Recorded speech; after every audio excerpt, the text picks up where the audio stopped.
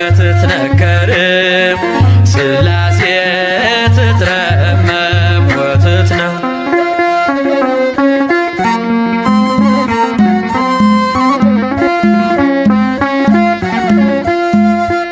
ይገባል ምስጋና ይገባል ውዳሴ ሁሉን ለፈጠረ ለቅድስት ሥላሴ ከዘመናት በፊት ቀድሞ የነበረ ፍጥረቱን በሙሉ ለክብሩ ፈጠረ።